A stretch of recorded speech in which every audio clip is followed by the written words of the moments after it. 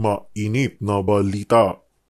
Under the rules of court, Your Honor, which are the rules being used in the courts of law, hypothetical questions are not allowed to be asked.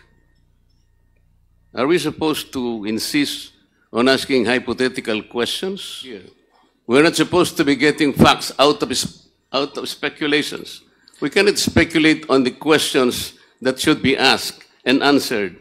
This will not benefit the committee, Mr. Chair. Thank you very much. Mr. Chair, again, ang ginagawa po natin ay in aid of legislation at hindi po tayo makakagawa ng mga batas, hindi natin maaral yung pwedeng maging mga batas kung hindi natin pag-uusapan yung mga posibleng scenarios kahit hindi pa nangyayari, Mr. Chair. Ilang, Mr. Chair. Thank you. Mr. Chair, this is the problem of non-lawyers. They insist on something that should not be done. Noted, Thank you. Congressman Marcoleta. Ms. Acosta has been crying since this hearings started because of her fear and a lot of other things. Can we just give her some air? 1 minute suspensions declared by the chair.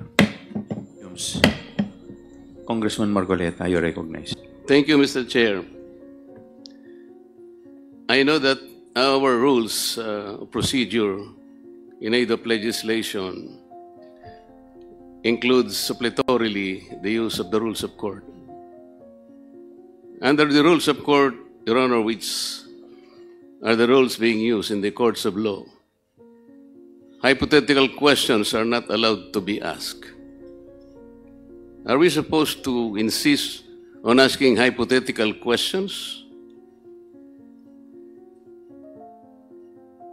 Could you please be specific, Congressman Marcoleta? It's very specific, Mr. Chair. The witness is being asked hypothetical questions. These are disallowed in the courts of law. If you're using the rules of court suppletorily, what is the purpose of asking hypothetical questions? Under our internal rules, the rules of procedure governing the proceedings before the Committee on Good Government under Section 16, it provides that rules of procedure and evidence in any meeting of the committee, the rules of evidence prevailing in courts of law or equity shall not be controlling, and the committee shall use every and all reasonable means to ascertain the facts in each case speedily and objectively without regard to technicality of law or procedure. Yes, Mr. Chair, we're talking of facts. All in the We're not intent. talking about hypothetical situations here. We're not supposed to be getting facts out of speculations. We cannot speculate on the questions that should be asked and answered. This will not benefit the committee, Mr. Chair. Thank you very much. Thank you. Noted, Congressman Marcoleta. Mr. Chair. Please Mr. Chair. continue with the... Mr. Chair. Congressman Dagdag lang po na Manuel. response, Mr. Chair, since always po ini-invoke na kung ano yung dapat na conduct ng committee, ano yung bounds ng mga discussions natin. Mr. Chair, again, ang ginagawa po natin ay in aid of legislation at hindi po tayo makakagawa ng mga batas, hindi natin maaral yung pwedeng maging mga batas kung hindi natin pag-uusapan yung mga posibleng scenarios kahit hindi pa nangyayari, Mr. Chair. We can't have good laws kung hindi natin pag-uusapan paano yan pwedeng ipatupad, paano yan pwedeng maabuso, which means yung nagiging line of questioning na ating colleagues are essential to the conduct of our proceedings sa komite. Ilang, Mr. Chair. Thank you. Mr. Chair, this is the problem of non-lawyers. They insist on something that should not be done. Noted, Thank you. Congressman Marcoleta. Mr. Chair. Mr. Chair. Yes, Madam Vice President. Can I answer as head of agency of the Ano po, Office of the Madam? Vice President? Can I answer as head of the agency of the Office of the Vice President as well? With respect to the...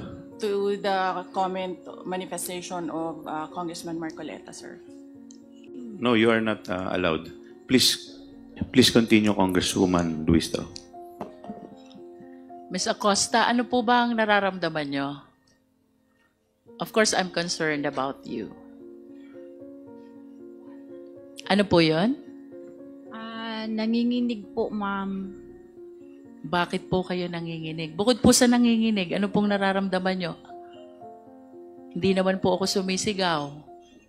Kasi po, wala po talaga akong alam kung sino po yun, si Kukoy Villamin, si Grace Piatos po.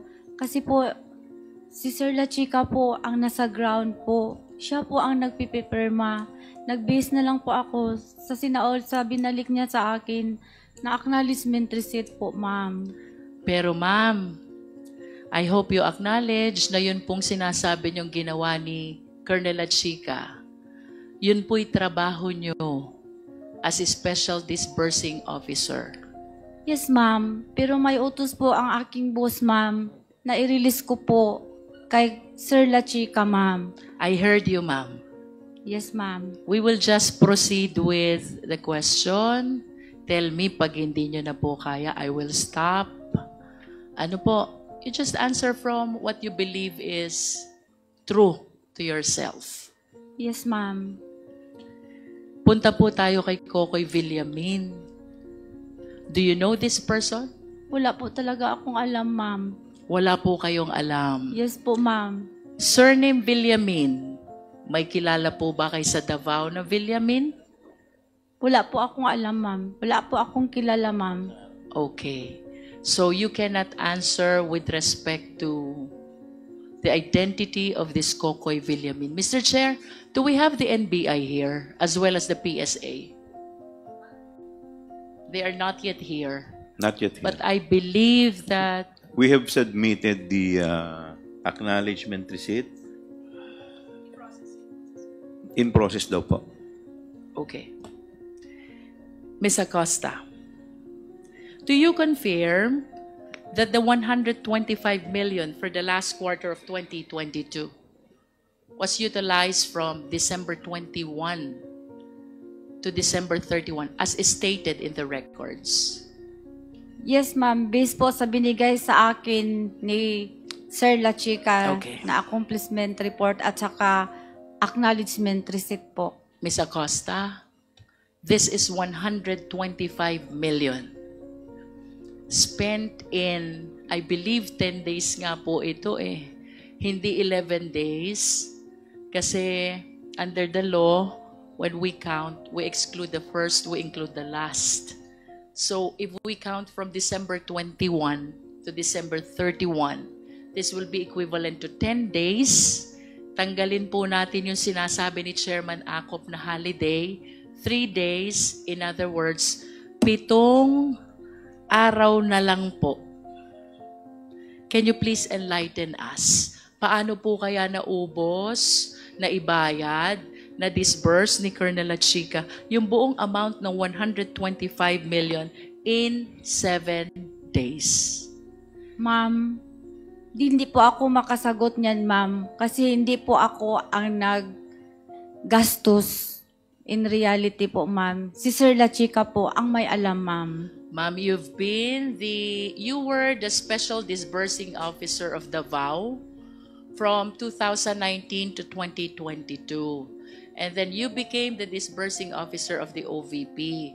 So kagaya po ng sabi nyo kanina, you have mastered already the process of utilization of confidential fund. Isang tanong lang po, posible po ba ito na ang 125 million ay magastos sa nalolooban lamang ng 7 weekdays? Hindi ko po alam, ma'am. Kasi hindi po ako ang personal gastos Ms. po Acosta, sa pera, ma'am. the question is based on your experience as SDO. Sabi niyo po kanina, 3 years kayong naging SDO ng Confidential Fund in Davao City. You even said you have mastered already the process of utilization. Ayon po ba sa karanasan ninyong yun? Yun po bang 125 million?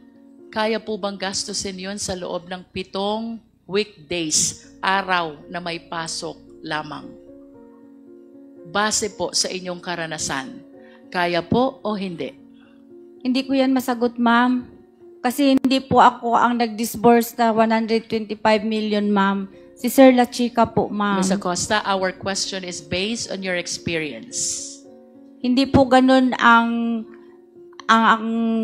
confidential fund sa Davao, ma'am. Hindi po ganun kalaki, ma'am. In other words, ayon po sa inyong karanasan bilang confidential fund ng Davao 2019 to 2022, hindi kaya gastusin ang 125 million in 7 days. Tama po ba?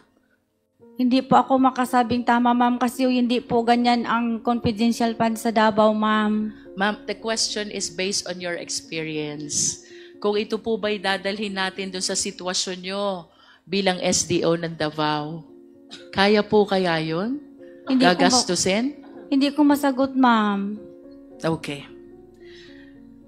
Now let us proceed to the certification. The Secretariat, please flash.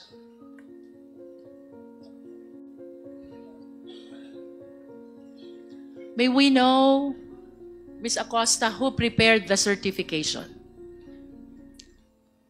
Secretariat, please flash the document.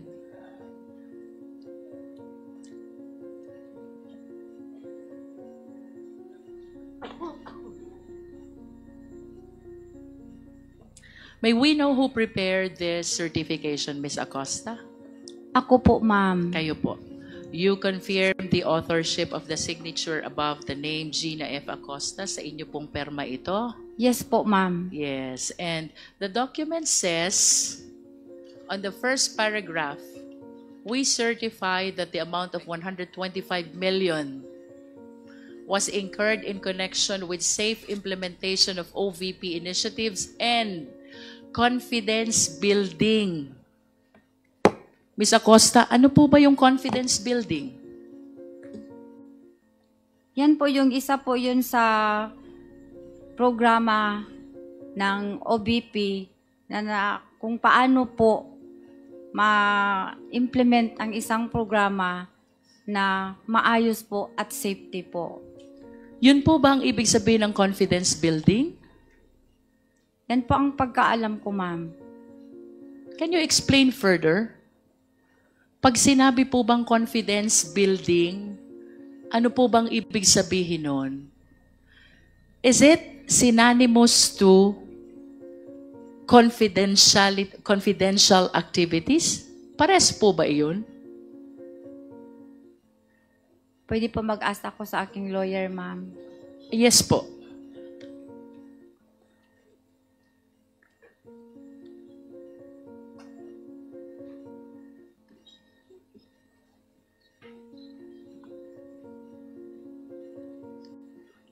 Secretariat, can we provide a copy of the certification to Ms. Acosta?